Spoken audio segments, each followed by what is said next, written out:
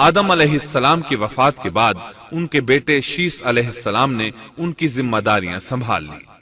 اب تبلیغ کا کام انہیں کرنا تھا۔ ادھر قابیل جو نرم زمین میں جا آباد ہوا تھا، اس کی اولاد نے فتنہ و فساد اور سرکشی کی زندگی اختیار کی۔ انہوں نے قتل و غارت گری کا بازار گرم کر دیا۔ یہ لوگ آدم علیہ السلام کی قوم کے پاس سے گزرتے تو وہاں بھی فساد مچاتے۔ ابن عباس رضی اللہ عنہما سورۃ الاحزاب آیت 33 کی تفسیر کرتے ہوئے فرماتے ہیں، پرانے زمانے کی جاہلیت کی طرح اپنے بناؤ کا اظہار نہ کیا کرو۔ اس وقت دو نسلیں آباد تھیں، ایک پہاڑ پر اور دوسری نرم زمین پر۔ پہاڑوں کے مرد خوش شکل تھے، عورتیں سیاہ فام تھیں، جبکہ زمین والوں کی عورتیں خوبصورت تھیں اور مردوں کے رنگ سانولے تھے۔ اب ابلیس نے اپنا کام شروع کیا۔ وہ انسانی شکل میں نرم زمین والوں کے پاس آیا اور ایک شخص کا غلام بن کر رہنے لگا۔ پھر اس نے بانسری شکل کی ایک چیز ایجاد کی اور اس کو بجانے لگا۔ لوگ اس آواز پر لٹو ہو گئے، اس کے گرد بھیڑ لگا کر سننے لگے۔ پھر ایک دن میلے کا مقرر ہو گیا، اس میں ہزارہا مرد اور عورتیں جمع ہونے لگے۔ اتفاق سے وہاں ایک دن ایک پہاڑی آدمی بھی آ گیا۔ اس نے میدانی عورتوں کے حسن و جمال کو دیکھا۔ اس نے اپنے قبیلے والوں سے ان کے حسن و جمال کا ذکر کیا۔ اب وہاں کے لوگ کثرت سے میدانی علاقے میں آنے لگے۔ اس طرح آہستہ آہستہ مردوں اور عورتوں میں اختلاط بڑھا، بدکاری اور زناکاری عام ہوئی، جبکہ یہ سب کام شیس علیہ السلام کی شریعت میں حرام تھے۔ یہ سب بیان کرنے کے بعد ابن عباس رضی اللہ عنہما کہتے ہیں، اللہ تعالیٰ کے قول وَلَا تَبَرَّجْنَ تَبَرُّجَ الْجَاهِلِيَّةِ الْأُولَى کی یہی تفسیر ہے، اور قدیم جاہلیت سے یہی مراد ہے، کیونکہ ان لوگوں نے زمین میں ایک عظیم فساد اور انتشار برپا کر رکھا تھا۔ شیس علیہ السلام اپنی قوم کے لوگوں کو سمجھاتے رہے کہ وہ ان شریر اور فسادی لوگوں کے ساتھ میل جول نہ رکھیں، لیکن شیطان مسلسل انہیں ورغلاتا رہا، یہاں تک کہ شیس علیہ السلام کے ساتھ بہت تھوڑے لوگ رہ گئے اور قابیل کی قوم میں بہت اضافہ ہو گیا۔ لوگ یوں ہی زندگی بسر کرتے رہے، یہاں تک کہ اللہ تعالیٰ نے ان میں ادریس علیہ السلام کو مبعوث فرمایا۔ اس بار ہم آپ کے لیے پیش کر رہے ہیں قصص الانبیاء۔ انسان کی فطرت میں کہانی یا قصص سے دلچسپی روز اول ہی سے پائی جاتی ہے۔ قصص کا لفظ عام طور پر کہانی یا داستان کے لیے استعمال ہوتا ہے، لیکن قرآن مجید میں انبیاء کے جو قصے بیان کیے گئے ہیں ان کی غرض و غایت کچھ اور ہی ہے۔ اللہ تعالیٰ نے انسانیت کا آغاز فرماتے ہی انبیاء کا سلسلہ شروع فرمایا۔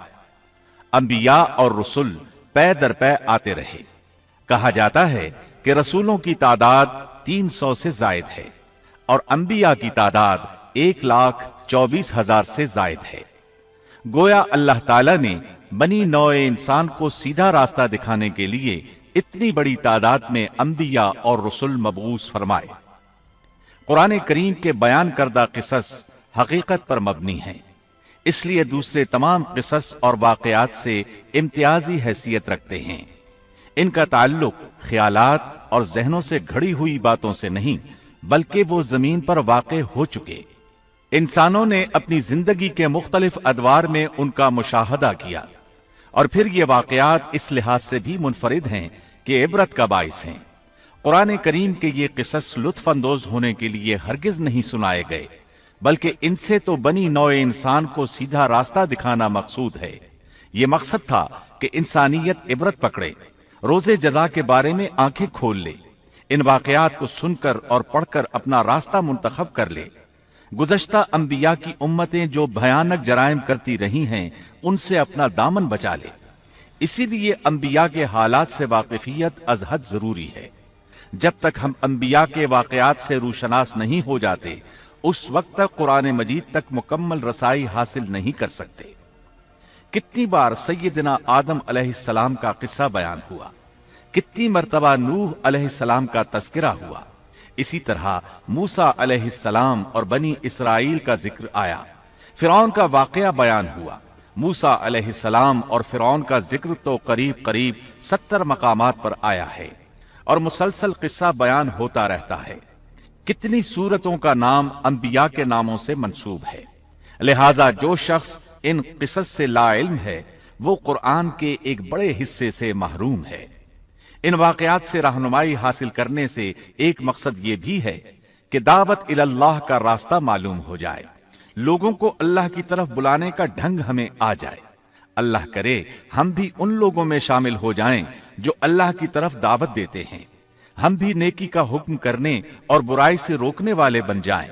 امر بالمعروف اور نہی عن المنکر کے صحیح راستے پر چلنا اس وقت تک ممکن نہیں جب تک کہ ہمارے سامنے کوئی ایسا نمونہ موجود نہ ہو جس کے مطابق ہم اپنے آپ کو چلا سکیں۔ اور صاف ظاہر ہے سب سے عظیم اور بے مثال نمونہ نبی اکرم صلی اللہ علیہ وسلم کی مبارک شخصیت ہے، جیسا کہ اللہ تعالیٰ فرماتے ہیں یقیناً تمہارے لیے رسول اللہ کی زندگی بہترین نمونہ ہے۔ رسول اکرم صلی اللہ علیہ وسلم کے بعد سب سے نمایاں مثال اور نمونہ باقی تمام انبیاء کرام ہیں، پھر صحابہ کرام اور صالح لوگ بھی نمونہ ہیں۔ انبیاء کرام کے واقعات قرآن کریم کے ذریعے ہم تک پہنچے ہیں، اسی طرح نبی کریم صلی اللہ علیہ وسلم کی سیرت مبارکہ اور آپ کی احادیث مبارکہ سے بھی ہمیں ان کے حالات اور واقعات معلوم ہوئے۔ Thanks for watching. Don't forget to like, comment, share and subscribe to